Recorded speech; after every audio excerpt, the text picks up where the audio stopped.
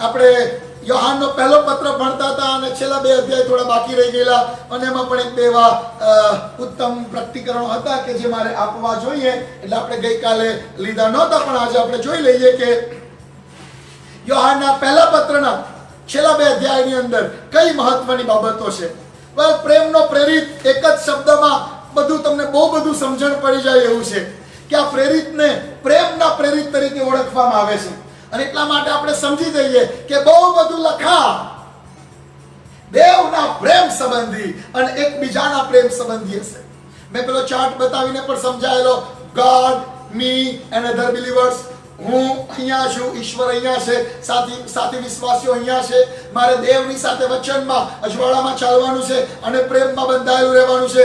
મારે સાથી વિશ્વાસીઓ સાથે પણ અજવાળામાં ચાલવાનું છે અને પ્રેમમાં ચાલવાનું છે. ઓકે, આપણે ચોથા અધ્યાયમાં આવી જઈએ. પહેલો પિતર અને તેનો ચોથો અધ્યાય. આજે પણ તમે તમારા કોમેન્ટ્સ મૂકશો. Hallelujah and praise the lord. અને કદાચ કોઈ પ્રશ્ન હોય તો પણ મૂકશો. તમારી કોમેન્ટ્સ અમને બહુ જ ઉત્તેજન આપે છે. તમારી કોમેન્ટ્સ થી અમને બહુ જ બળ મળે છે કે ઘણા આશીર્વાદિત થઈ રહ્યા છે, અને એટલા માટે પુષ્કળ આભાર માનીએ છીએ.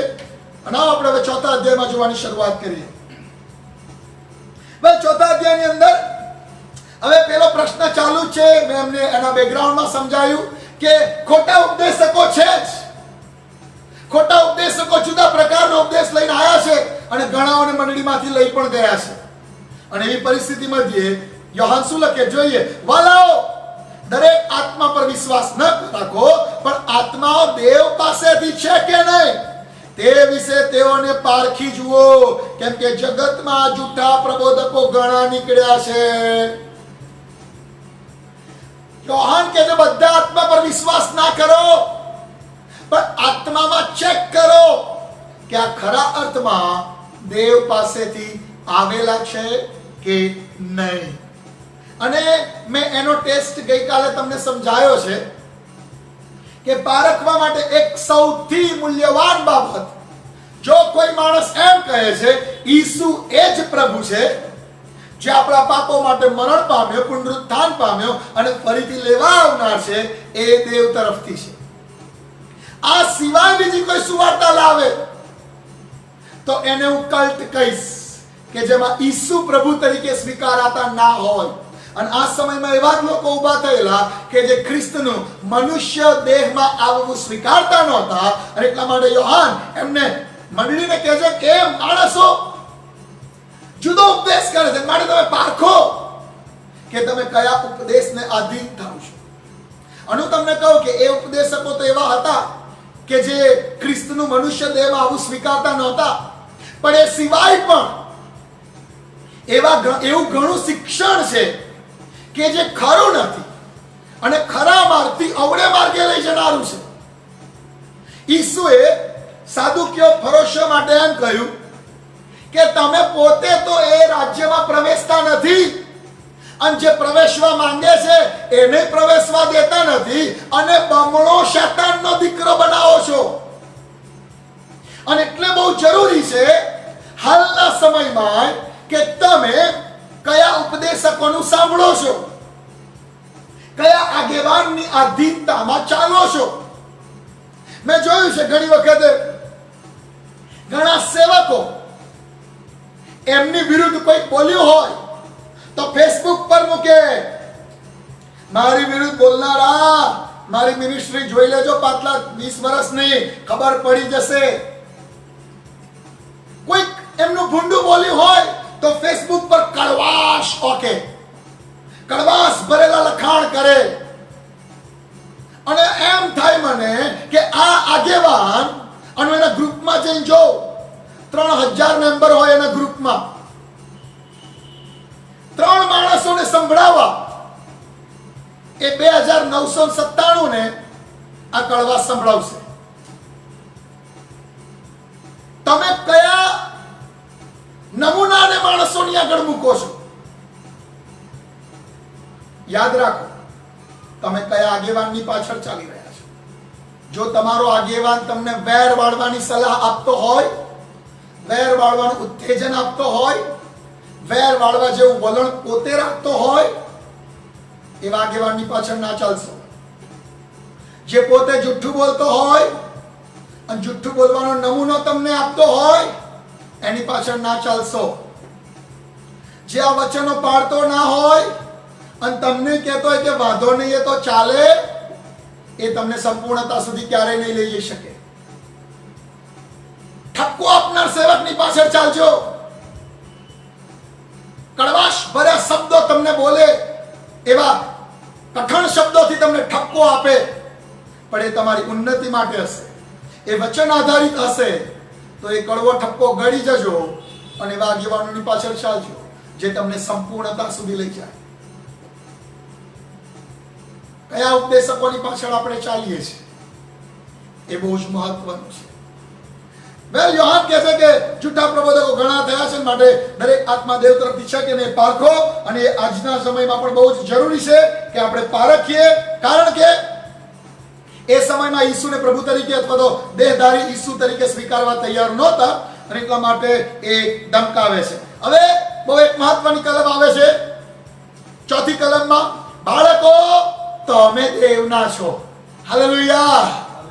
અને યોહાનના પત્રમાં આ બાબત 5-6 વાર આવે છે. તમે દેવના છો, આપણે દેવના છીએ.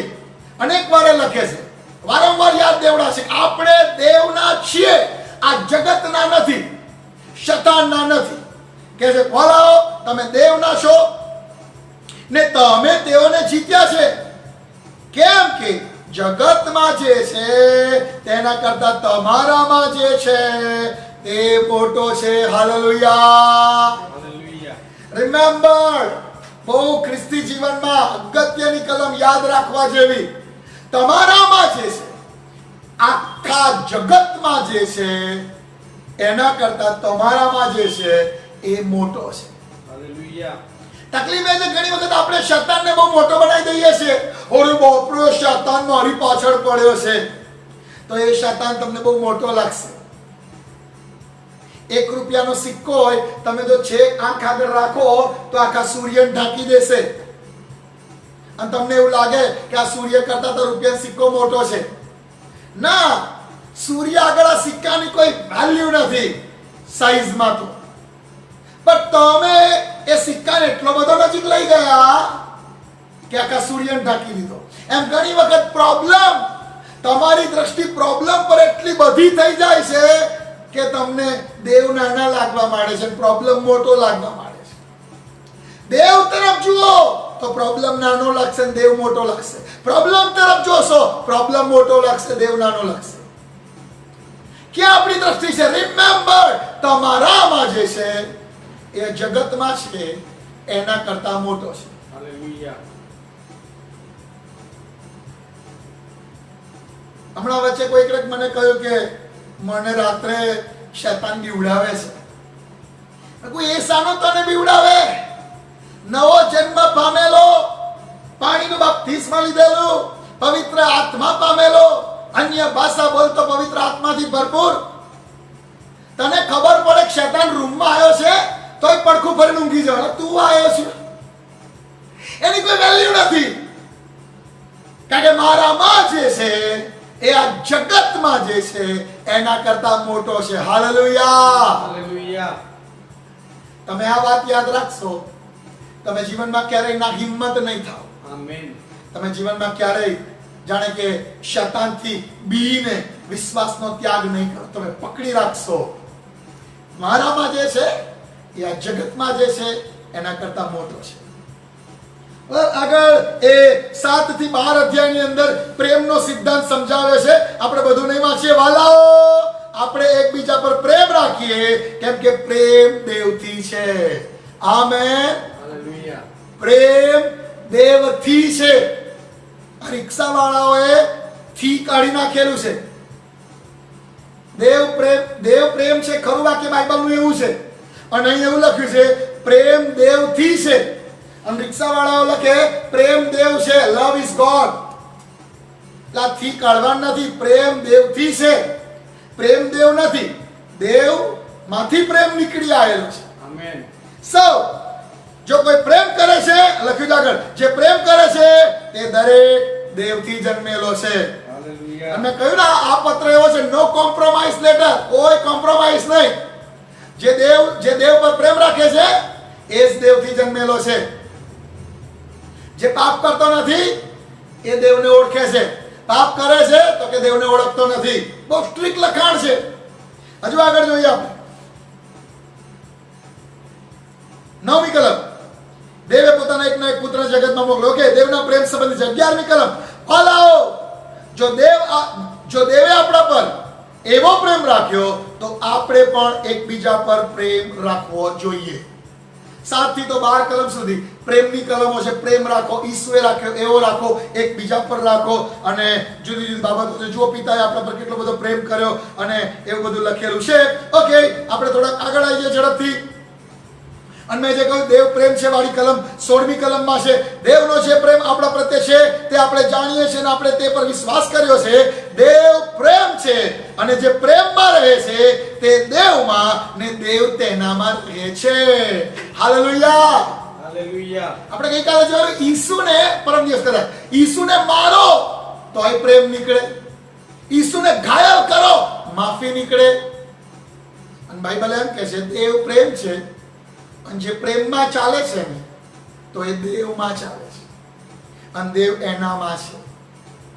દેવ વગર એ ઈશ્વરીય પ્રેમ કરી શકાતો નથી. વાલાઓ, દેવ પ્રેમ છે, પ્રેમમાં ચાલો. ઓકે, પાછળની કલમ પેલા 7 ટેસ્ટમાં આપણે જોઈ લીધેલી છે કે જો તું કહે કે હું દેવ પર પ્રેમ રાખું છું પણ તારો ભાઈ જે તને દેખાય છે એના પર તું પ્રેમ ના કરે તો તું અંધકારમાં છે. ઓકે, બધું જોયેલું છે. 5મા અધ્યાયમાં આવી જઈએ. 5મો અધ્યાય અગેન અહીંયા આગળ લખે છે કે ઈસુ એક ખ્રિસ્ત છે એવો જે કોઈ વિશ્વાસ કરે છે તે દેવથી જન્મેલો છે. રિપીટ છે, એકની એક વાતો યોહાન અનેક વાર રિપીટ કરે છે કે ભાઈ તમે વિશ્વાસ આ કરશો તો જ તમે વિશ્વાસી છો, તો જ દેવથી જન્મેલા છો. એકબીજા પર પ્રેમ કરો. આ વાતો અનેક વાર આ પત્રમાં રિપીટ થયેલી છે. 3જી કલમ, કેમ કે આપણે દેવની આજ્ઞાઓ પાળીએ એ જ દેવ પરનો પ્રેમ છે. દેવ પરનો પ્રેમ એક જ રીતે પ્રગટ થાય. મેં ગઈકાલે સમજાયેલું હસબન્ડ વાઈફનો દાખલો આપીને. મને ખબર નહીં તમારામાંથી કોઈને એક્સપેરિમેન્ટ કર્યો કે નહીં, પણ પત્ની એમ કે માનીશ કશું નહીં, કઈ આજ્ઞા નહીં માનું, પણ પ્રેમ છે. તો પતિ કહેશે આવો પ્રેમ શું કામનો, મારી એ કઈ આજ્ઞા ના માન. વેલ, દેવ પર તમે પ્રેમ કરો છો તો એ પ્રેમ આજ્ઞા પાલન દ્વારા જ પ્રગટ થાય છે. ઓકે, આગળ 7 થી 9 કલમમાં. હવે આ 7 થી 9 કલમ બહુ ગજબની છે. એકચ્યુઅલી આઈ એમ સો સોરી, પણ આ ગુજરાતી ભાષાંતરમાં એનું એક્ઝેક્ટ ભાષાંતર નથી થયું. આ ગુજરાતી ભાષાંતરમાં થોડુંક અઘરી ભાષા લીધી છે અને બહુ સ્પષ્ટ નથી થતું. પણ હું વિનંતી કરું છું જેઓ ઇંગ્લિશ ભાષા જાણે છે તેઓ કેજેવી વર્ઝન, કિંગ જેમ્સ વર્ઝન જે છે એમાં આ 7 અને 8 કલમ વાંચો. બહુ ગજબનું પ્રકટીકરણ છે. અને હું તમને કહી દઉં એ પ્રકટીકરણ એવું છે કે પૃથ્વી પર 3 સાક્ષી છે. આપણે અત્યારે વાંચતા નથી પણ તમે વાંચી લેજો 7, 8 કલમમાં અને 9 કલમ સુધી. પૃથ્વી પર 3 સાક્ષી છે: આત્મા, પાણી અને રક્ત. આત્મા, પાણી અને રક્ત એ 3 પૃથ્વી પરની સાક્ષી છે અને 3 સાક્ષી સ્વર્ગમાં છે. એ છે પિતા, વચન એટલે ઈસુ ખ્રિસ્ત, અને આત્મા. સો વચન, પિતા અને આત્મા એ 3 સ્વર્ગમાં સાક્ષી છે. તેમની સાક્ષી એક છે. અને પૃથ્વી પર 3 સાક્ષી છે: પાણી, રક્ત અને આત્મા. અને એનું બહુ ગજબનું પ્રકટીકરણ તમે કેજેવીમાં વાંચશો તો તમને સમજાશે. અત્યારે હું એના પર પ્રીચિંગ કરવા નથી માંગતો, સો સોરી. પણ આ સ્વર્ગની સાક્ષી અને પૃથ્વીની સાક્ષી એ એકરૂપ થાય એટલા માટે ખ્રિસ્ત પ્રગટ થયો. ખ્રિસ્ત કે જે સ્વર્ગની સાક્ષીમાંનો પણ છે અને રક્તે માસે આવ્યો અને એટલા માટે પૃથ્વીની સાક્ષીમાં પણ ગણાય છે. આત્મા એમાં છે અને એ ત્રણેયનો સમન્વય થાય છે અને એમાં જાણે ખ્રિસ્તનું ખરું પ્રકટીકરણ પ્રગટ થાય છે. બહુ અજાયબ પ્રકટીકરણ છે. તમે કેજેવી વર્ઝનમાં વાંચી શકો છો. ત્યાર પછી 11મી કલમમાં લખ્યું છે એ સાક્ષી એવી છે કે દેવે આપણને અનંત જીવન આપ્યું ને આ જીવન તેના પુત્રમાં છે. જેને દેવનો પુત્ર છે તેને જીવન છે, જેને દેવનો પુત્ર નથી તેને જીવન નથી. સીધી જ વાત છે. જેને દેવનો પુત્ર છે તેને જીવન છે, જેને દેવનો પુત્ર નથી તેને જીવન નથી. હવે આની સાથે હું એક બાબત ખાસ કહેવા માંગુ છું કે એક દુર્મત એવો છે, ઓનલી જીસસમાં માનનારો એક વર્ગ છે જે આ કલમોનો ઉપયોગ કરે છે કે ભાઈ બધું ઈસુ જ છે અને યસ એન્ડ આમેન હું એમાં કહીશ, મને વાંધો નથી. પણ આપણે ઓનલી જીસસ નથી અને આપણે યહોવાના સાક્ષી પણ નથી. આપણે ત્રિએક પરમેશ્વરમાં માનનારા છીએ. અને એટલે આ કોન્સેપ્ટને હંમેશા યાદ રાખો. તમે જ્યારે વર્શિપ કરો છો ત્યારે ત્રિએક પરમેશ્વરની વર્શિપ કરો છો. દ્રષ્ટિકોણ ખ્યાલમાં રાખો. ભલે ગીત તમે પવિત્ર આત્માનું ગાતા હોય, ભલે ગીત તમે ઈસુના પ્રેમનું ગાતા હોય, ભલે ગીત તમે ઈસુના બલિદાનનું ગાતા હોય અને પિતાના પ્રેમનું ગાતા હોય, પણ આપણે વર્શિપ ત્રિએક પરમેશ્વરની કરીએ છીએ. અને એટલે ઓનલી જીસસ કે યહોવાના સાક્ષી એને હું દુર્મત ગણાવું છું, કારણ કે આપણે ત્રિએક પરમેશ્વરમાં માનીએ છીએ. ત્યાર પછી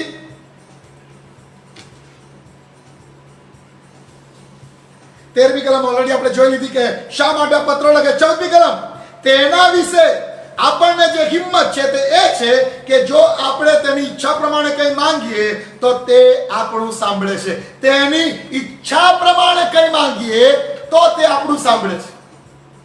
according to the word of God. અને એટલા માટે કહેવામાં આવે છે, પ્રભુ અમે તમારા વચનનો દાવો કરીએ છીએ. જેમ લખ્યું છે, મારા નામે 2 કે 3 એકઠા મળશે તેમની મધ્ય હું હાજર છું. અમે વચનનો દાવો કરીએ છીએ. ગીતશાસ્ત્ર 20 અને 4 તારા હૃદયની ઈચ્છા પૂરી કરવામાં આવશે. મારા હૃદયની ઈચ્છા છે આ કોરોનાનું સંકટ દૂર થાય. આમેન. આપણે વચનનો દાવો કરીએ છીએ. આપણે દેવને વચનો યાદ દેવડાઈને કહીએ છીએ, પ્રભુ તમે વચન આપ્યું છે અને તમારું નામ યહોવા યીરે છે, માટે પ્રભુ અમારું આ પૂરું પાડો. પ્રભુ તમારું વચન કહે છે એક પણ આત્મા નાશમાં ન જાય, માટે અમે કહીએ છીએ અમારા પડોશી ફલાણા એમનું તારણ થાય. તમે જ્યારે પ્રાર્થના કરો, અહીં લખ્યું છે એની ઈચ્છા પ્રમાણે માંગો અને તમને મળશે. એની ઈચ્છા પ્રમાણે એટલે according to the word of God, દેવના વચન પ્રમાણે માંગો અને તમને મળશે. અને ત્યાર પછી આગળ જોઈએ આપણે તો થોડીક પાપ સંબંધી બાબતો લખે છે કે પાપ છે મરણકારક નથી એવું પાપ છે અને મરણકારક થાય એવું પાપ છે. પણ 19મી કલમ કહે છે આપણે દેવના છીએ. હાલેલુયા. આપણે દેવના છીએ અને આખું જગત એ દુષ્ટની સત્તાને સોંપાયેલું છે. પણ રિમેમ્બર, તમે દેવના છો. 20મી અને 21મી કલમ છેલ્લી સલામ પાઠવી દે છે. વળી આપણે જાણીએ છીએ કે દેવનો પુત્ર આવ્યો છે ને તે સાચો છે. તેને ઓળખવા સારું તેણે આપણને સમજણ આપી છે. આપણો સૌથી મોટો વારસો એ છે કે એમની ઓળખ થાય, માટે સમજણ પ્રભુ તરફથી જ આપણને મળી છે. આ એઝરા પ્રોજેક્ટ સફળ થયો કારણ કે વચનો સમજવા એમણે આપણને કૃપા આપી. આમેન. અને આગળ પછી કહે છે કે ઓકે, જે સાચો છે એટલે તેનો પુત્ર ઈસુ ખ્રિસ્ત એનામાં આપણે છીએ. એ જ ખરો દેવ છે અને તથા અનંત જીવન છે. મારા બાળકો સાવધ રહીને મૂર્તિઓથી દૂર રહો. યોહાનને ચિંતા છે, મારા બાળકો હાલનો જે સમયમાં આજે કલ્ટ ચાલી રહ્યો છે, દુર્મત ચાલી રહ્યો છે, જૂઠા પ્રબોધકો છે, એમના શિક્ષણમાં તમે આવી ન જતા. બહુ સ્પષ્ટ લખેલું છે. આવો આપણે બીજા યોહાનના પત્રમાં આવી જઈએ. યોહાનનો બીજો પત્ર, એમાં આવી જઈએ. તમે નવા પાના પર બોર્ડ મારી શકો કે યોહાનનો બીજો પત્ર. આ બીજો પત્ર એ જ યોહાન લખે છે જે યોહાને પહેલો પત્ર લખ્યો. એટલે મારે હવે નવી ઓળખાણ આપવાની જરૂર નથી. ભલે અહીં લખ્યું કે યોહાનનો બીજો પત્ર, પણ યોહાન તો એનો એ જ છે. જે યોહાને પહેલો લખ્યો અને બીજો લખ્યો, પણ આ પત્ર એક પર્ટિક્યુલર સ્ત્રીને સંબોધીને લખ્યું છે. જો પહેલા અધ્યાયની પહેલી કલમ, પસંદ કરેલી બાઈ તથા તેના છોકરા જોગ લખિતં વડીલ. યોહાન કોઈનું નામ લખતો નથી, પોતાનું નહીં લખતો અને કોને સંબોધે છે એનું નહીં લખતો. ત્રીજા પત્રમાં લખે છે, પણ આ બીજા પત્રમાં એક પસંદ કરેલી બાઈ તથા તેના બાળકો એમ કરીને પત્ર લખે છે. અમુક લોકો એવી રીતે શીખવે છે કે ભાઈ એ મંડળીના માટે લખે છે કે પસંદ કરેલી બાઈ, કે મંડળીને સિયોન તરીકે ઓળખવામાં આવે છે, ઝાયોન સિયોન તરીકે ઓળખવામાં આવે છે, અને એટલા માટે સિયોન જાણે કે એ પસંદ કરેલી બાઈ છે, પસંદ કરેલી કન્યા છે, એટલે એમ લખે કે પસંદ કરેલી બાઈ તથા તેના બાળકો એટલે મંડળીના સભ્યો હું તમને લખું છું. અમુક લોકો આવું સમજાવે છે, પણ વધારે ખાતરીદાયક એ છે અને મોટા ભાગના સ્કોલર્સ એની સાથે સહમત થાય છે કે આ કોઈ પર્ટિક્યુલર સ્ત્રીને કે જેણે મંડળીમાં સ્તંભ સમાન ઊભી રહીને કામ કર્યું છે એવી કોઈ સ્ત્રીને એ સંબોધીને આ પત્ર લખે છે. યોહાન એ આત્મિક પિતા છે, અત્યારે એક વડીલ સમાન છે, એ પોતે ઉંમર એની ખૂબ છે અને એક વડીલ સમાન આ પત્ર એ એક પર્ટિક્યુલર સ્ત્રીને, કયા શહેરમાં છે કયા વિસ્તારમાં છે આપણે જાણતા નથી, પણ એક સ્ત્રીને સંબોધીને એ આ પત્ર લખે છે. એક બે કલમો જોઈએ તો એમાં વધારે ખબર પડશે. પાંચમી કલમમાં આવું લખ્યું છે, જુઓ, હવે બાઈ હું તને નવી આજ્ઞા, એટલે હવે બાઈ એમ કે છે એટલે સંબોધન એવું દેખાય છે કે હા પર્ટિક્યુલર કોઈ સ્ત્રીને જ લખે છે. ઇવન 10મી કલમમાં જોઈએ તો આવું લખ્યું છે, જો કોઈ તમારી પાસે આવે અને એ જ બોધ લઈને ન આવે તો તેને ઘરમાં ન પેસવા દો. એટલે કોઈ એક કુટુંબની સ્ત્રી છે કે જે મંડળીમાં સ્તંભ સમાન છે અને એને અમુક બાબતો યાદ દેવડાવીને અમુક બાબતો યોહાનને કહેવી છે માટે આ સ્ત્રીને પત્ર લખે છે. કદાચ એના ઘરમાં મળતી મંડળી હોઈ શકે, આપણે જાણતા નથી. જે લખેલું નથી એની કોમેન્ટ કરવી સારી નહીં, પણ જે લખેલું છે એના પરથી સ્પષ્ટ થાય છે કે યોહાન મંડળીની એક સ્ત્રીને કે જે સ્તંભ સમાન છે એને કેટલીક મહત્વની બાબતો કહેવા માટે આ નાની ચિઠ્ઠી જેવો પત્ર લખે છે. અને એટલે આપણે એ દ્રષ્ટિકોણથી જોવા માંગીએ છીએ કે કોઈ સ્ત્રીને આ લખેલો છે. પોતાની ઓળખ વડીલ તરીકે આપે છે એટલે આપણને ખબર પડે છે કે આ પત્ર એ પોતાના આત્મિક બાળકોને લખે છે. આ જે સ્ત્રીને લખે છે અને એના ઘરના બાળકો એ બધા જ યોહાનને આત્મિક પિતા તરીકે સ્વીકારે છે અને એટલે પોતાને વડીલ તરીકે ઓળખાવે છે. એફેસસ થી આ પત્ર એણે લખ્યો છે એવો એવિડન્સ મળે છે. એફેસસ માંથી એણે આ પત્ર લખ્યો છે. આ પત્રનો મુખ્ય સંદેશ છે for the sec of truth, સત્યની ખાતર. એ સમય એવો છે કે જ્યારે બહુ બધા અસત્ય વચનો લઈને ફરનારા છે, વિઝિટિંગ પાસ્ટર્સ. એ સમયે એવા જાણે કે સેવકો હતા કે જેઓ ટ્રાવેલિંગ કર્યા કરે, ગમે તે શહેરમાં જાય અને મંડળી છે તો કે હા તો કે અમે પ્રચાર કરવા આવ્યા છે, અમે પ્રભુના સેવકો છે, અને પ્રચાર સુઈ ઊંધો કરીને જાય. પ્રેરિતોએ ફર્સ્ટ ક્લાસ પાયો નાખ્યો હોય, રાજ્યનો પાયો નાખ્યો હોય, અને પેલા ફરતા સેવકો આવે અને સુઈ શિક્ષણ આપીને જાય, અને આખરે મંડળીના લોકો ડિસ્ટર્બ થઈ જાય, મૂંઝવણમાં આવી જાય. પહેલા યોહાનની પરિસ્થિતિ એ જ છે અને બીજા પત્રનું બેકગ્રાઉન્ડ એ જ છે.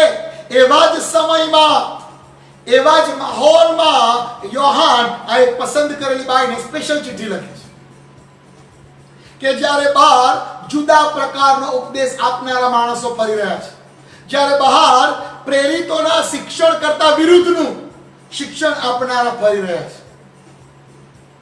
અને એટલે યોહાનને જરૂર પડે છે કે મારે આ પત્ર લખવો પડશે. હું એવું માનું છું કદાચ કે યોહાને જે પત્ર લખ્યો હશે પહેલો એ બધાને પહોંચ્યો હશે, પણ પર્ટિક્યુલરલી આ સ્ત્રી જ્યાં છે ત્યાં અમુક ખાસ પ્રકારના પ્રશ્નો હોઈ શકે. અને બીજી વાત એ છે કે યોહાનને આ સ્ત્રીના બાળકો સંબંધી રિપોર્ટ મળેલો છે કે તેઓ બહુ વિશ્વાસમાં દ્રઢ છે, તેઓ સત્યમાં જળવાઈ રહેલા છે. અને તે યોહાનને રિપોર્ટ એ મળેલો છે કે આ પસંદ કરેલી બાઈના બાળકો પ્રભુમાં દ્રઢ છે, પ્રભુમાં વિશ્વાસમાં ચાલે છે. ત્યારે આ જાણે પિતા પ્રેરિત એનું હૃદય આનંદથી ભરાઈ જાય છે.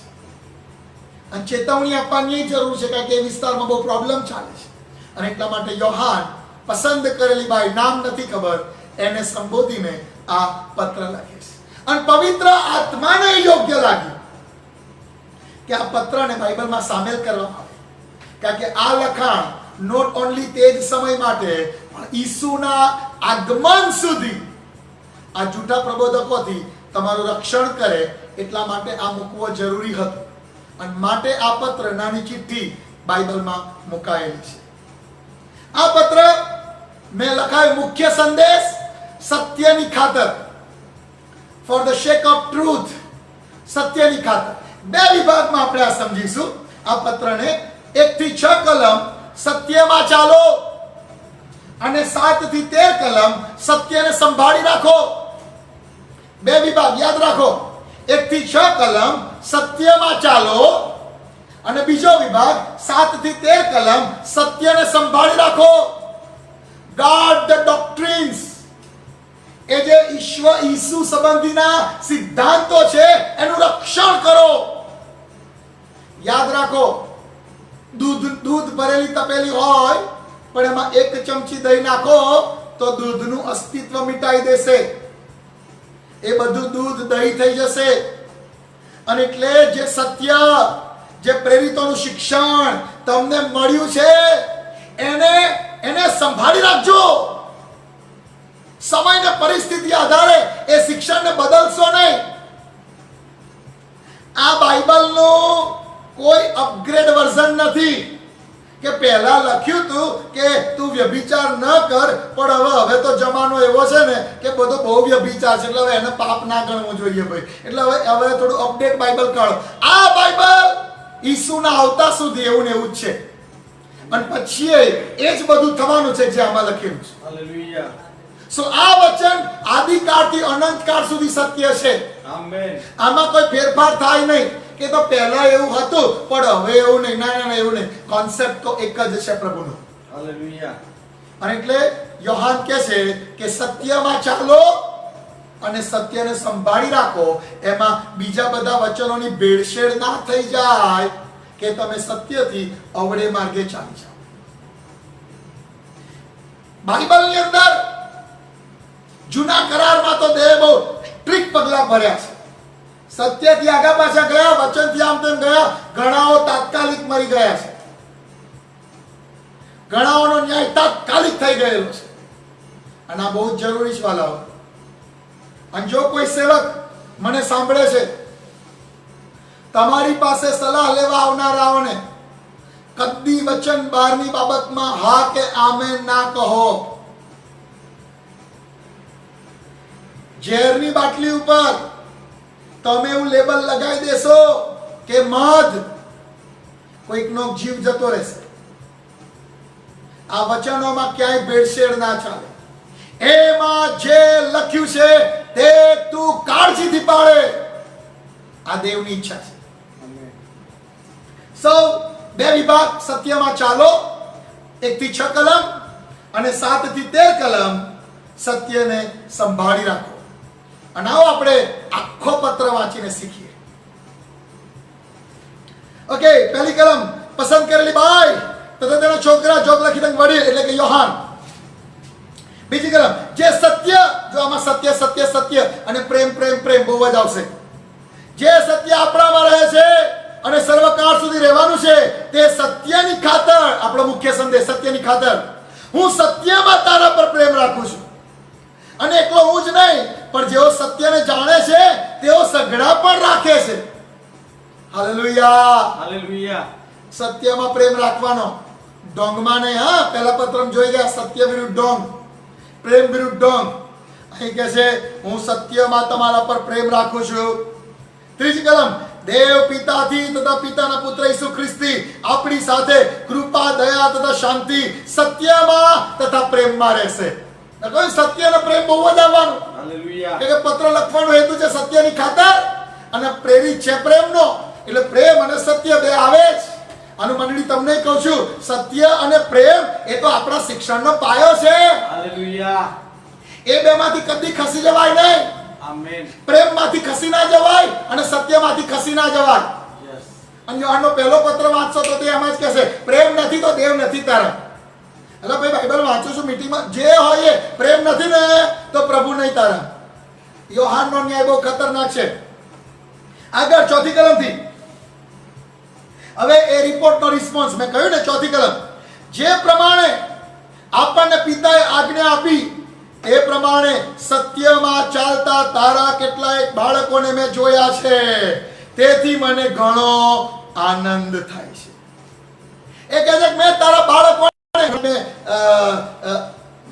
કહ્યું, આ કલમને યાદ કરાવી કે મારો દીકરો રોજ આ બધું જ ગોઠવે છે, સેટઅપ તૈયાર કરે છે, 4 વાગ્યાનું બધું તૈયાર હોય અને પૂરું થાય એટલે બધું વાઇન્ડ અપ કરવાનું પણ કામ કરે છે.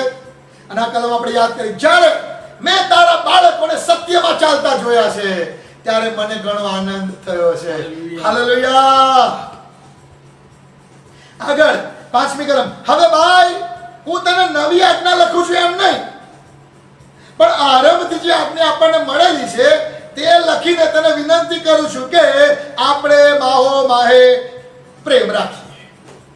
જો યોહાનને હરીફરીને આ દેખાય, પ્રેરિત જ પ્રેમ નહોતે. એ ગમે તે લખે, ભાઈ પેલું લખે અને પછી કે પણ પ્રેમમાં રહેજો. ફરી પાછું બીજું કશુંક લખે, પછી પ્રેમ કરજો. પહેલા પત્રમાં આપણે જોયું અને બીજામાં આવું, ત્રીજામાં આવું, પ્રેમ તો બધે આવે જ, કારણ કે પ્રેરિત જ પ્રેમનો છે. પિતર લખે ને તો કે હા ભવિષ્યની આશા, હા આશા પકડી રાખજો, આશા છોડશો નહીં. અને પાઉલ હોય તો વિશ્વાસમાં દ્રઢ થજો, વિશ્વાસથી ન્યાય ઠરાશે. પાઉલનું લખાણ. આ યોહાન પ્રેમનો પ્રેરિત છે અને સત્યની ખાતર આ પત્ર લખે છે. ઓકે, એટલે કે માહો માહે પ્રેમ રાખીએ. છઠ્ઠી કલમ, આપણે તેની આજ્ઞાઓ પ્રમાણે ચાલીએ તે જ પ્રેમ છે. હાલેલુયા. આ સિદ્ધાંત પહેલા પત્રમાં સમજાયેલો છે. આ બાઈને કહે છે આપણે આજ્ઞાઓ પ્રમાણે ચાલીએ એમાં જ પ્રેમ છે. આમેન. ઘણી વખત આપણને પેલું કેવું કે હાથ ઊંચા કરીને ગાવાનું ગમે, પ્રભુ મેં તુझसे પ્યાર કરું. અને બહુ લાગણીશીલ થઈને ગઈએ, આંસુ આવી જાય કઈ સુધી ગઈએ, બહુ જ આંસુઓ સાથે પ્રભુ મેં તુझसे પ્યાર કરું. પણ ઉપરથી શેતાન કે દૂત કે અલા પણ પેલી દશાંશ તો આપતો નથી, તું આજ્ઞા તો પાડતો નહીં. તો કે ના પ્રભુ મેં તુझसे પ્યાર કરું. પછી પેલી આજ્ઞા તો પાડતો નથી, મા બાપનું સન્માન વાળું શું થયું? અને પછી પેલું આગેવાનને અધીન થવાનું શું થયું? વાલાઓ, આપણે આજ્ઞાઓ પાડીએ એ જ પ્રેમ છે. આમેન. આ યોહાનનો એક કોન્સેપ્ટ સમજી લો. 3 પત્રમાં આપણે આજ્ઞાઓ પાડીએ એ જ દેવ પરત્વેનો પ્રેમ છે. હાલેલુયા. હાલેલુયા. આગળ જોઈએ. 7મી કલમ, કેમ કે જગતમાં, હવે 7મી થી બીજો વિભાગ આવ્યો કે સત્યને સંભાળી રાખો, એ ડોક્ટ્રીનને સંભાળી રાખો. કેમ કે જગતમાં ઘણા ભમાવનારા ઊભા થયા છે. તેઓ ઈસુ ખ્રિસ્તનું મનુષ્ય દેહમાં આવવું કબૂલ કરતા નથી. જો પહેલા પત્રનો ઉદ્દેશ આ જ હતો, પણ આ બાઈને સ્પેશિયલ એ લખે છે કે ઘણા ભમાવનારા આવ્યા છે અને ઈસુનું મનુષ્ય દેહમાં આવેલું તેઓ સ્વીકારતા નથી. તે જ ભમાવનાર તથા ખ્રિસ્ત વિરોધી છે. તમે પોતાના વિશે સાવધ રહો, જેથી અમે જે કામ કર્યું છે તેનો તમે નાશ ન કરો, પણ તેનું પૂરું પ્રતિફળ પામો. જે કોઈ હદ બહાર જાય છે અને ખ્રિસ્તના બોધને વળગી રહેતો નથી તેને દેવ નથી.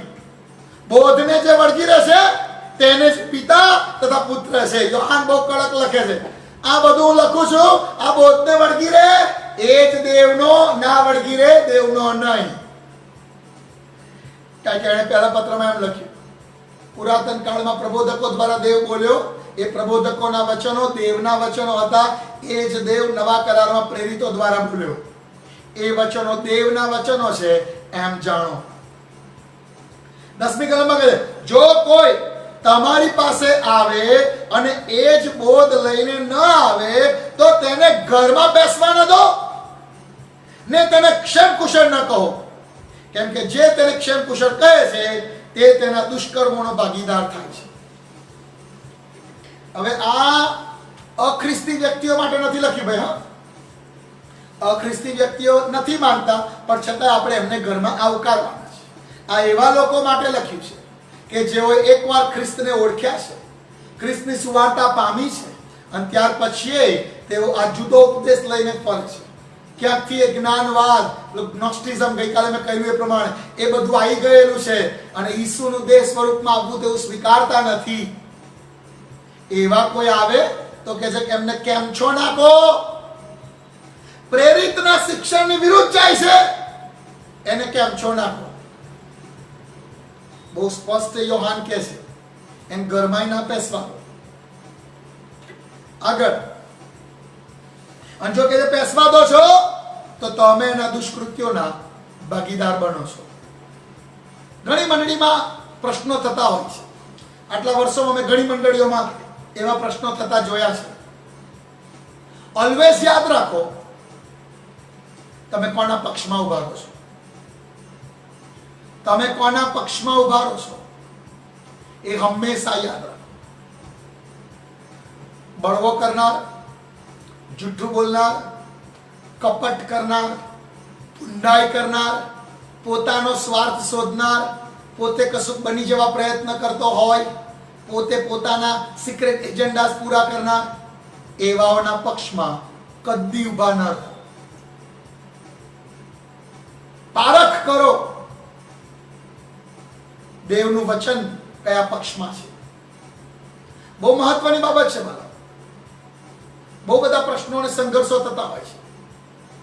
અદોનિયા ઉભો થઈ ગયો, હું રાજા થઈશ, અને ઘણા યાજકો, યોઆબ સેનાપતિ બધાય ગયા એની પાછળ.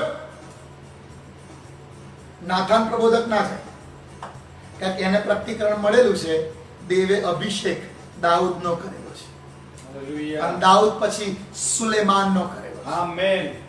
દેવની ઈચ્છા જાણનારાઓ કોના પક્ષમાં ઉભા રહ્યા? હાલેલુયા. દાઉદના પક્ષમાં, આમેન. આમેન. સુલેમાનના પક્ષમાં ઉભા રહ્યા છે. આ બહુ જ જરૂરી છે ભલાઓ. સંઘર્ષ ઘણી જગ્યાએ થતો હોય છે. તમે કોના પક્ષમાં ઉભા રહો છો? રાઈટ ને છેલ્લે 2 કલમમાં સલામ પાઠવીને પૂરું કરે છે. માટે તમને લખવાનું તો બધું બહુ છે, તો પણ શાહીથી કાગળ પર લખવાની મારી ઈચ્છા નથી, પણ તમારો આનંદ સંપૂર્ણ થાય એ માટે તમારી પાસે હાજર થઈને મોઢામોઢ વાત કરવાની હું આશા રાખું છું. તારી પસંદ કરેલી બહેનના બાળકો તને ક્ષેમ કુશળ કહે છે. હવે આ બહેન કોણ હું નથી જાણતો. તારી પસંદ કરેલી બહેન ના બાળકો તને સલામ કહે છે. એટલે ઘણા લોકો પેલો બીજો કોન્સેપ્ટ લે છે. જો આ યોહાનની સ્થાનિક મંડળી જે છે એફેસસમાં, અને ત્યાંથી કદાચ એ મંડળીની સલામ પેલી મંડળીને કહે છે. વેલ, જે હોય એ, આ લખાણ પવિત્ર આત્માની પ્રેરણાથી લખાયું છે. હાલેલુયા. હાલેલુયા. અને કી વસ્તુ શું છે? સત્યમાં ચાલો અને સત્યને સંભાળી રાખો કે એમાં કોઈ ભેળસેળ ના થઈ જાય. અને માટે આ નાની ચિઠ્ઠી પણ દેવે બાઇબલમાં જોડી દીધી કે ઈસુના આવતા સુધી કોઈ પણ ખોટા ઉપદેશકો આવે તો તમે પારખી શકો. રાઈટ? અહીંયા બીજો યોહાન પૂરો થાય છે અને આવો આપણે નવા પાના પર બોર્ડ મારો. ત્રીજો યોહાન, નવા પાના પર બોર્ડ મારશો. ત્રીજો યોહાન. વેલ, ત્રીજો યોહાન, એનું પણ બેકગ્રાઉન્ડ સરખું જ છે. એ જ સમયો છે કે જ્યારે જૂઠા શિક્ષકો છે, જૂઠું શિક્ષણ લાવનારા છે, અને પર્ટિક્યુલરલી એક મંડળીમાં, એક્ઝેક્ટલી શહેરનું નામ કે પર્ટિક્યુલર મંડળી લખેલી નથી, પણ એક મંડળી છે કે જેનો એલ્ડર, જેનો પાસ્ટર ગાયસ છે. અને આ ગાયસને સંબોધીને મંડળીમાં જે પ્રશ્ન ચાલે છે એ સંબંધી યોહાન લખે છે. એટલે બેકગ્રાઉન્ડ કહો તો પહેલા યોહાન વાળું બેકગ્રાઉન્ડ છે. એને બધાને સંબોધી, બધા ખ્રિસ્તીઓને સંબોધીને પત્ર લખેલો, અને એમાં પર્ટિક્યુલર કોઈ જગ્યાએ કે જ્યાં ગાયસ પાળક તરીકે છે અને ત્યાં એક પ્રોબ્લેમ પણ ઊભો થયો છે, અને એટલા માટે યોહાન આ પત્ર લખે. પ્રોબ્લેમ શું ઊભો થયો છે આપણે ભણીશું એટલે આપણને ખબર પડી જશે. એક નાની ચિઠ્ઠી છે, માત્ર 13-14 કલમોની ચિઠ્ઠી છે, અને પણ છતાંય બાઇબલમાં મૂક્યું છે. એનો બહુ ગજબનો મર્મ છે, સમજી લેજો. ઓકે, પણ આ પત્ર પણ યોહાનના આત્મિક અધિકાર હેઠળનો છે. અને આ બહુ મહત્વની વસ્તુ છે કે યોહાન એક પિતા પ્રેરિત તરીકે મંડળીની ચિંતા કર્યા કરે છે કે મંડળીમાં દુર્મત ના આવે, મંડળીમાં જૂઠા ઉપદેશકો ના આવે, મંડળી તું અમારા પ્રેરિતોના શિક્ષણથી ખસી ના જતી. જે પ્રકટીકરણ અમને ઈસુની સાથે રહીને મળ્યું એના આધારે તમને અમે આ સુવાર્તા આપેલી છે. એમાંથી બહુ જલ્દી બીજે માર્ગે વળી ના જશો. અને માટે ચિંતા કરતો પ્રેરિત છે એની મંડળીની, એના આત્મિક બાળકોની. આ લોકડાઉન ચાલી રહ્યું છે, મંડળીના બાળકોની જવાબદારી છે કે એમના ગેટા સહી સલામત છે કે નહીં એની તેઓ સંભાળ લે, એની તેઓ કાળજી લે. આત્મિક રીતે, અને એટલે તો ઇઝરા પ્રોજેક્ટ ચાલે છે, અને દૈહિક રીતે પણ. રિસ્ટોરેશન ચર્ચિસ યાદ રાખો, માત્ર દશાંશ લેનારા ના થઈએ, સમય આવે એમને પુષ્કળતામાં વાળી આપનારા પણ થઈએ. આત્મિક રીતે અને ભૌતિક રીતે પણ. જો તારો ભાઈ જરૂરિયાતમાં છે તો તું જોઈ ના રહે, તારો હાથ લાંબો કરીને તને મદદ કર. અને આ રિસ્ટોરેશનની મંડળીઓમાં પાયારૂપ બાબત હોય એવી હું ઈચ્છા રાખું છું. ઓકે, આ પત્રની અંદર 3 મુખ્ય ચારિત્ર છે કે જેનો આપણે અભ્યાસ કરીશું. 3 મુખ્ય કેરેક્ટર. પહેલું કેરેક્ટર છે ગાયસ, અને આપણે જોઈએ કે આ ગાયસ કોણ છે અને શું છે અને એના સંબંધી શું લખવામાં આવેલું છે. ઓકે, પહેલી કલમથી વાંચીએ. આ પણ આખો પત્ર વાંચીને આપણે શીખીશું. જેના પર હું સત્યમાં પ્રેમ રાખું છું. આપણને એમ થાય કે પેલી પસંદ કરેલી બાઈને ચિઠ્ઠી લખી પછી તરત જ યોહાન આ લખે દેખશું કે સત્યમાં પ્રેમ ઉપર લખ્યું, સત્યમાં પ્રેમ અહીં લખે છે. જેના પર હું સત્યમાં પ્રેમ રાખું છું. અને આ બહુ ઇમ્પોર્ટન્ટ વસ્તુ છે. આપણા પ્રેમમાં ક્યાંય ઢોંગ ના હોય. ભલે તમને ખબર હોય કે મારો ભાઈ કે મારી બહેન વિશ્વાસમાં નબળા છે, એમના આચરણમાં ક્યાંક હજી જગત આવી જાય છે, પણ તમે પરિપક્વ છો ને તો તમારો પ્રેમ સત્યમાં રાખશો. દેવ એની નોંધ લેશે. જેના પર હું સત્યમાં પ્રેમ રાખું છું તે વાલા ગાયસ. આ 14 જ કલમનો અધ્યાય છે ને, પણ 4 વાર વાલા વાલા વાલા વાલા. અને આત્મિક બાપનું આ ચારિત્ર છે કે જ્યારે પણ એના બાળકોને જુએ કે લખે કે સંબોધે, વાલા, ઓ મારા વાલા, વાલા. બાળકો, દીકરાઓ, બેટા એ એમના મુખે સતત આયા કરે. અને યોહાને 14 કલમોની ચિઠ્ઠી લખે છે. વાલા વાલા ગાયસ, વાલા એ લખ જ કરે છે. લખી દંગ વડીલ ફરીથી વાલા, બીજી વારનું વાલા. હું પ્રાર્થના કરું છું કે જેમ તારો આત્મા કુશળ છે તેમ તું સર્વ વાતે કુશળ તથા તંદુરસ્ત રહે. ઇંગ્લિશમાં લખ્યું છે પ્રોસ્પર. જેમ આબાદ અને ધનવાન છું સર્વ વાતે, એમ તારો આત્મા ધનવાન અને તારી તંદુરસ્તી બનેલી રહે. ત્રીજી કલમ. કેમ કે ભાઈઓ આવ્યા ત્યારે તેઓએ તું સત્યમાં ચાલે છે એવી તારા સત્ય વિશે સાક્ષી આપી, તેથી મને ઘણો આનંદ થયો. યોહાનને રિપોર્ટ મળ્યો છે. કેટલાક સાથી ભાઈઓએ આ ગાયસની મંડળીની મુલાકાત લીધી છે અને ગાયસનું કામ જોયું છે, અને એમણે આવીને યોહાનને રિપોર્ટ આપ્યો છે કે ગાયસ અરે સત્યમાં ચાલતો દીકરો છે, તમારા શિક્ષણથી આમ કે આમ ચાલ્યો નથી. ગાયસ સત્યની ચાલ ચાલે છે. અને યોહાન કહે છે કે મને બહુ આનંદ થયો જ્યારે મેં તારા વિશે આ સાક્ષી સાંભળી કે તું સત્યમાં ચાલે છે. વાલાઓ, રિમેમ્બર, સત્યમાં ચાલવું એટલે વચનમાં ચાલવું. તમારું જીવન આ વચનથી ડાબે કે જમણે કદી ફંટાઈ ન જાય એની કાળજી રાખો. ખરો આત્મિક પિતા એના બાળકોને સત્યમાં ચાલતા જોવા માંગે છે. ત્યાં વગર એને આનંદ થતો નથી. જે ખરો આનંદ આત્મિક પિતાને થાય છે જ્યારે મારા બાળકો સત્યમાં ચાલે છે. અત્યારે ઇઝરા પ્રોજેક્ટ ચાલે છે. મંડળીના ઘણા દીકરા દીકરીઓ મને દરરોજ વોટ્સએપમાં લખે છે, આજે બાઇબલમાં અમે આ વાંચ્યું, આટલા અધ્યાય વાંચ્યા, અને મારું હૃદય આનંદિત થઈ જાય. Praise the lord. આ પ્રોજેક્ટ સફળ થઈ રહ્યો છે.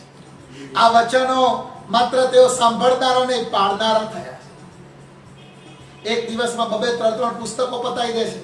કેમ? અરે લોકડાઉન છે, અમારે વધારે આખું બાઇબલ જેટલું વાંચી લેવું છે. પછી કદાચ બીજા કામમાં વ્યસ્ત થઈ જઈએ. એક ભાઈ આવી કે સાહેબ 12:30 થયા પણ પહેલો સમૂહ પત્યું નહીં, ત્યાં સુધી મૂકવાની ઈચ્છા જ ના થઈ. Praise the Lord. Ezra project સફળ થઈ રહ્યો છે. સત્યમાં ચાલજો. આગળ ચોથી કલમ. જ્યારે મારા સાંભળવામાં આવે છે કે મારા બાળકો સત્યમાં ચાલે છે, ત્યારે એક કરતા બીજાથી મને મોટો આનંદ થતો નથી. હાલેલુયા. હાલેલુયા. 5મી કલમ ફરીથી. વાલા ભાઈઓને માટે, હા, પારકા ભાઈઓને માટે પણ તું જે કંઈ કામ કરે છે તે તું વિશ્વાસ કરનારને યોગ્ય કામ કરે છે. એટલે કે ભાઈઓ આપણી સંસ્થા વાળા જોડ તો બરોબર છે, પણ આ બીજા પારકા ભાઈઓ કદાચ પાઉલની આગેવાનીમાં ચાલતા, કદાચ પિત્તરના આત્મિક અધિકાર હેઠળ ચાલતા, અને અત્યારના દ્રષ્ટિકોણથી કહું તો બીજી સંસ્થાના સેવકો. યોહાન આ ગાયસને કહે છે કે પારકા ભાઈઓ, ભાઈઓ તો છે જ, ભાઈઓ એટલે મંડળીના વિશ્વાસીઓ, દેવની સેવામાં જે સાથે ઉભા રહેલા છે તેઓ. પારકા ભાઈઓ એટલે કે ભાઈ આપણી સાથે બહુ સંકળાયેલા નથી, પણ સેવાના કામને સારું તેઓ મુસાફરી કરે છે, પ્રેરિતના સંદેશાઓ લઈ જાય છે. એ પારકા ભાઈઓ માટે પણ તું જે કંઈ કામ કરે છે તે તું વિશ્વાસ કરનારને યોગ્ય કામ કરે છે. રિમેમ્બર, આપણે એક સ્થાનિક મંડળીને અને સ્થાનિક બાળકને આધીન થવું જરૂરી છે. એટ ધ સેમ ટાઈમ આપણે એવા વ્યક્તિ ના બની જઈએ કે ખાલી એક ખોખામાં ફિટ થઈ જાય. જો ભાઈ અમે તો રિસ્ટોરેશન એટલે રિસ્ટોરેશન છે, અમે એની બહાર કશું ના કરીએ. રિસ્ટોરેશન મુવમેન્ટ એ તો વહીવટ કરવા માટે એક નામ આપ્યું, અને કારણ કે એ દર્શનનું ટાઇટલ જ એ હતું કે રિસ્ટોરેશન મુવમેન્ટ, એટલે આપણે લીધું. પણ આપણું દર્શન દેવનું રાજ્ય લાવવાનું છે. આમેન. હું બીજી જગ્યાએ પ્રચાર કરવા જાઉં છું, ત્યાં રિસ્ટોરેશનનું બોર્ડ, બેનર નથી લગાવતો, રિસ્ટોરેશનનું બોર્ડ લઈને નથી જતો. હું ત્યાં દેવનું રાજ્ય આવે માટે શિક્ષણ આપવા જાઉં છું. કદાચ બીજી કોઈ જગ્યાએ જાઉં છું, રિસ્ટોરેશન મુવમેન્ટના બેનરને મોટું કરવા નહીં, કે રિસ્ટોરેશન મુવમેન્ટનું બેનર વધતું જાય અને પૃથ્વી ભરપૂર થાય, એ આપણું દર્શન નથી. આપણું દર્શન એ છે દેવના રાજ્યથી પૃથ્વી ભરપૂર થાય. અને યોહાન ગાયસને કહે છે પારકા ભાઈઓ, પણ એ ભાઈઓ છે, વિશ્વાસુ છે, અને એમનો તું જે આદર સત્કાર કરે છે એ તું વિશ્વાસ કરનારને યોગ્ય કામ કરે છે. પછી 6ઠી કલમ. તે ભાઈઓએ તારા પ્રેમ વિશે મંડળીની આગળ સાક્ષી પૂરી છે. જો એ ભાઈઓ એ જ્યાં જાય છે ત્યાં મંડળીની આગળ સાક્ષી પૂરે છે. નાના ગાયસને, અરે દેવનો માણસ છે, અમારી બહુ સેવા કરી છે, કે દેવ પ્રસન્ન થાય એવી રીતે તું તેઓને આગળ વળાવજે તો તું સારું કરશે. અને જો યોહાન શિક્ષણ શું આપે છે, એ સેવકોને ખાલી હાથે જવા ન દઈશ. મુસાફરીમાં એમને કોઈ તકલીફ ના પડે એની તું કાળજી રાખજે. સારામાં સારું ઓફરિંગ આપીને મોકલજે. અને કેમ આગળ લખ્યું છે, કેમ કે તેઓ તેના નામની ખાતર બહાર નીકળ્યા છે ને વિદેશીઓ પાસેથી કંઈ લેતા નથી. વાલો, આ એક બહુ ઇમ્પોર્ટન્ટ સિદ્ધાંત હું તમને સમજાવું છું. આજે 2 મહિનાથી લોકડાઉન છે. ઘણી કંપનીઓએ 50% પગાર કર્યો છે અને ઘણાની પાસે એવું સેવિંગ્સ છે કે જેઓને 2 મહિના શું 3 મહિના બંધ રહે કે વર્ષ બંધ રહે તોય તકલીફ ના પડે. પણ ઘણા બધા બાળકો અને સેવકો એવા છે કે જેઓ કદાચ એમની મંડળીમાં આવતા દાનથી જ એમનું ઘર ચાલે છે. ઘણા એવા સેવકો છે કે જેમની સંસ્થાઓ એમને કદાચ નાણાકીય સપોર્ટ નથી કરી શકી. યોહાન એના આત્મિક દીકરા ગાયસને કહે છે, તું જોઈ ના રહેતો, તું જુએ છે એ ભાઈઓ સેવાને સારું નીકળેલા છે, સારામાં સારું ઓફરિંગ આપી મોકલજે કે રસ્તામાં એમને કાંઈ તકલીફ ના પડે. ઘણા સેવકો છે કે જે કહેશે નહીં, એ બોલશે નહીં કે મારે પૈસાની જરૂર છે. પણ યોહાન એના આત્મિક બાળકોને અને હું જેઓ મને આત્મિક આગેવાન સમજે છે એમને કહું છું, તમારા આંગણે તમારા ઘેર આવેલા કોઈ સેવકને ખાલી હાથે જવા દેશો નહીં. અને એમાં આ સંકટને મહામારીના સમયમાં પ્રેઝ ધ લોર્ડ કે મારા પીપળા ભરેલા છે, પ્રેઝ ધ લોર્ડ કે મને કઈ ખોટ નથી, પણ મારી જવાબદારી એ છે કે હું મારી આસપાસ નજર કરું. અને ઘણા એવા ભાઈઓ છે, ઘણા એવા સેવકો છે કે જેમને જરૂર છે. એ માંગશે નહીં, એ તમારી પાસે કદી એમ નહીં કે અમને પૈસા આપો, કે અમને ઘઉં આપો, કે અમને ચોખા આપો. પણ યોહાન કહે છે, ગાયસ તને તો ખબર પડે છે ને કે એ લોકો સેવાને સારું નીકળ્યા છે, તું એમને સારામાં સારું આપજે કે એમને માર્ગમાં કોઈ તકલીફ પડે નહીં. આ લોકડાઉનના સમયમાં સારી વાવણી કરી દેજો. લોકડાઉન ખુલશે પછી અને જિંદગીભર લડવાનું છે. અમુક વાવણી એવી હોય છે કે તમે બીજ વાવો છો અને દાવલીનો છોડ થઈ જાય છે, પણ 2 કે 3 મહિના ફૂલ આપે છે અને પછી કરમાઈ જાય છે. અમુક વાવણી એવી હોય છે કે જે તમે આજે વાવો છો 3-4 મહિને ફસલ પાકે છે અને એક આખા વર્ષ સુધી તમે ખાવ છો. અને અમુક વાવણી એવી છે કે તમે ગોટલો વાવો છો, આ બહુ ઉગતા 4-5 વર્ષ છોય લાગી જાય, પણ પેઢીઓ સુધી તમે કેરી ખાશો. આ લોકડાઉનના સમયમાં એવી વાવણી કરો કે જિંદગી પર્યંત તમે એના ફળ લણી શકો. અને યોહાન એના આત્મિક દીકરા ગાયસને કહે છે, એમને સારું ઓફરિંગ આપી મોકલજે કે તેઓ ને રસ્તામાં કાંઈ તકલીફ ના પડે.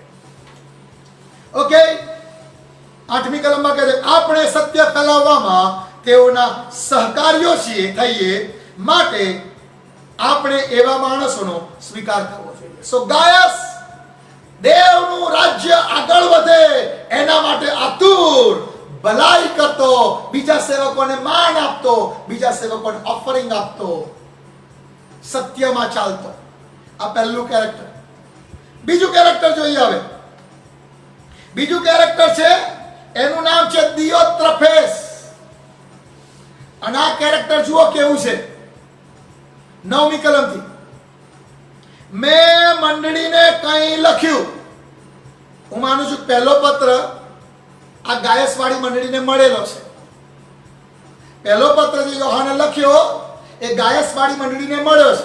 શું લખે છે? મેં મંડળીને કંઈ લખ્યું, પણ દિયોત્રફેસ જે તેઓમાં મુખ્ય થવા ચાહે છે તે અમારો અંગીકાર કરતો નથી. 2 કેરેક્ટર પ્રગટ થયા. જો 2 ચારિત્રના ગુણો પ્રગટ થયા. દિયોત્રફેસ નામ બરોબર સમજો. દિયોત્રફેસ નંબર 1, પ્રેરિતના શિક્ષણને સ્વીકારતો નથી. પ્રેરિતે પત્ર લખીને શિક્ષણ આપ્યું છે તો કે ના, હું તો નહીં માનતો. અને યોહાનને પણ આત્મિક પિતા, આત્મિક પ્રેરિત, આત્મિક આગેવાન તરીકે એ સ્વીકારતો નથી.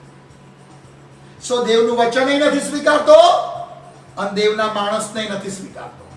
હંમેશા સાવધાન રહો. જે માણસો દેવના માણસને, દેવના અભિષિક્ત સેવકને સ્વીકારતો ના હોય, હું તમને સલાહ આપું છું, ભલે કદાચ કોઈ સેવક તમને ગમતો હોય કે ના ગમતો હોય, કદી એનું અપમાન થાય એવા શબ્દો ના બોલો. ભલે કદાચ એક મંડળીમાં તમે જતા હતા અને એના બાળક સાથે તમને ના ફાયું અને તમે મંડળી બદલી નાખી, કદી એ બાળકનું નામ અપમાનજનક રીતે ના લો. એ પેલો ફલાણો તો આવો છે, અપમાનજનક શબ્દો સેવકો માટે કદી ના વાપરો. વાલાઓ, યાદ રાખો, તમારા મુખમાંથી દરેક શબ્દની નોંધ દેવ લે છે. કદી અપમાનજનક શબ્દો ના વાપરો. આ દિયોત્રફેસ વચને નથી સ્વીકારતો અને પ્રેરિતને નથી સ્વીકારતો. અને તકલીફ એ છે, તેઓમાં મુખ્ય થવા ચાહે છે. એને એ મંડળીના જાણે અધિકારી બની જવું છે. અને આ પ્રકારની વિચારધારા વાળા માણસો આખા ઘર માટે ખરાબો છે અને નુકસાન કરતા છે.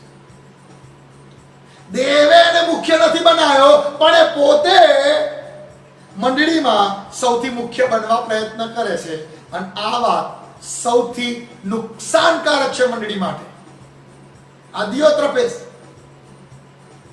દેવે એને બનાવવાનું નક્કી નથી કર્યું, પણ એ પોતે તેઓમાં મુખ્ય થવા ચાહે છે. પછી 10મી કલમ, એ માટે જો હું આવીશ તો તે જે કામો કરે છે તે કામો હું એને યાદ કરાવીશ. તે અમારી વિરુદ્ધ ભૂંડું બોલીને બકબક કરે છે.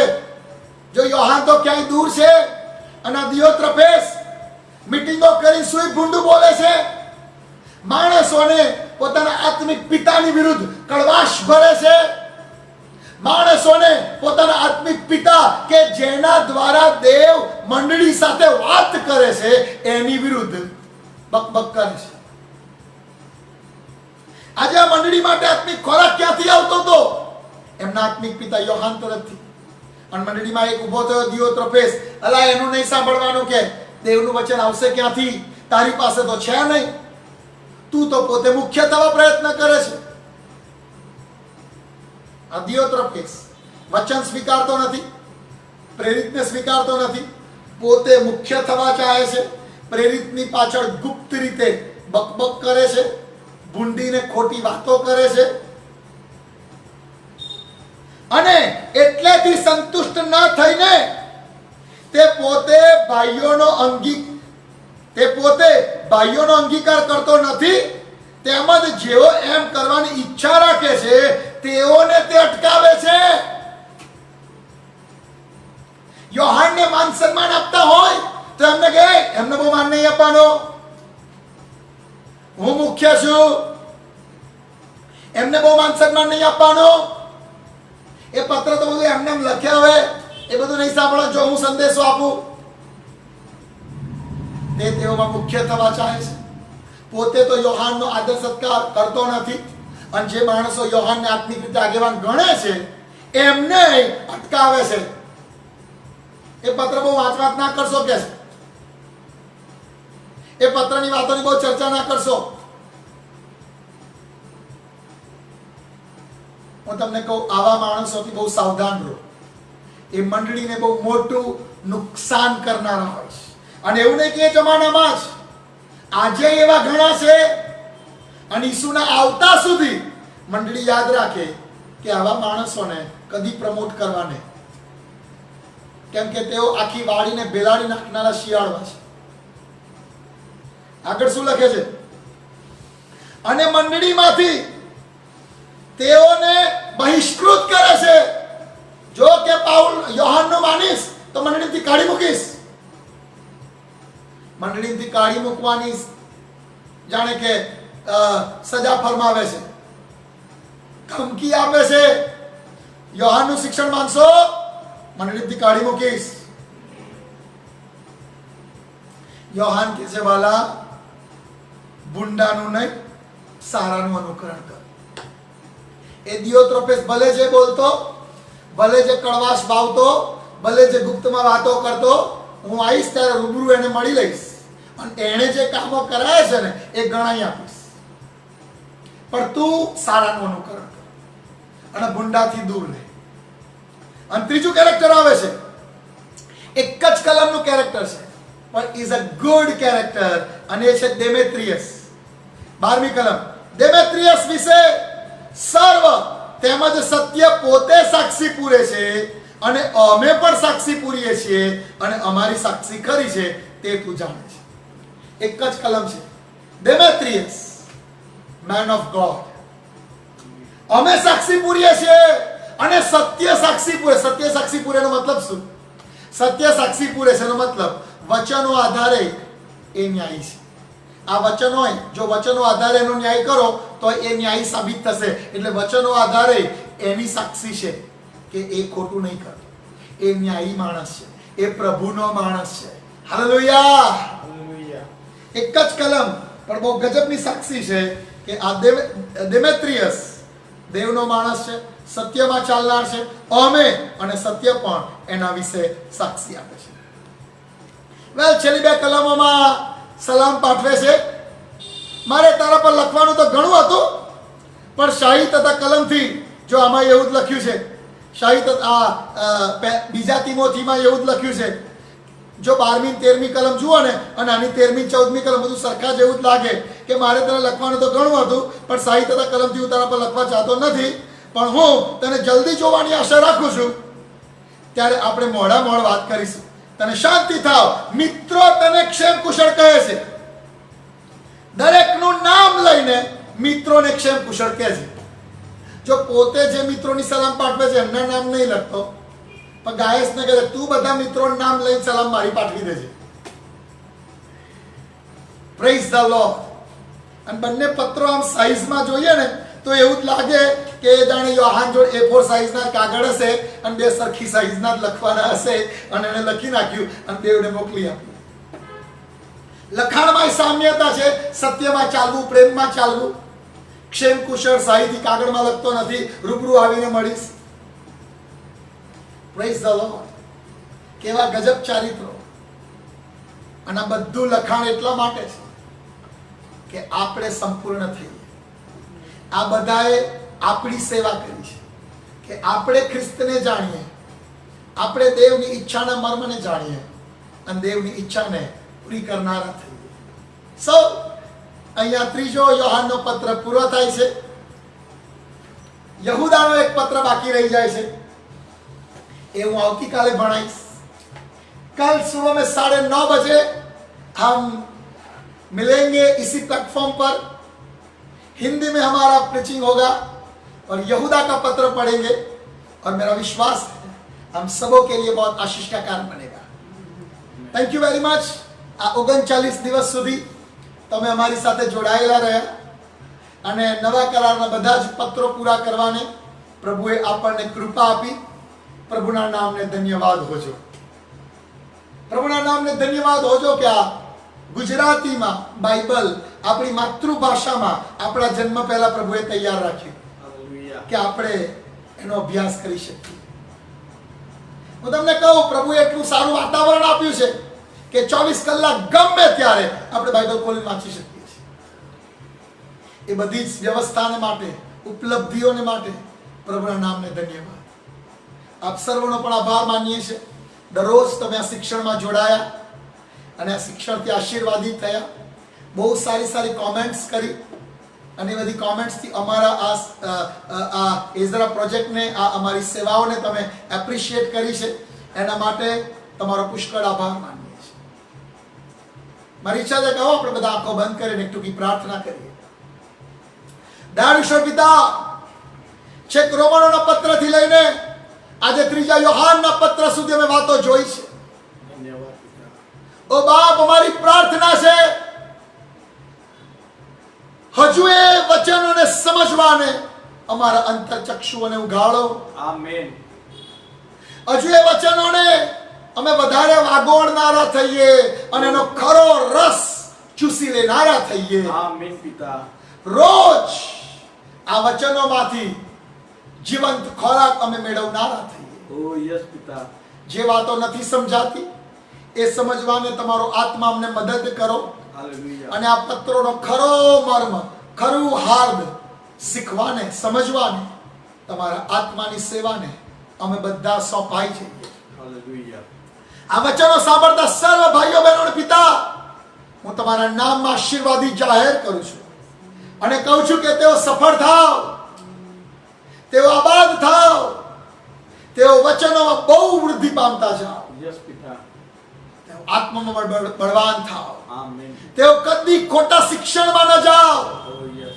સત્યને માર્ગે ચાલનારા થાવ, તમારો મહિમા પ્રગટ કરનારા થાવ. રાજા ઈસુને નામે આમેન.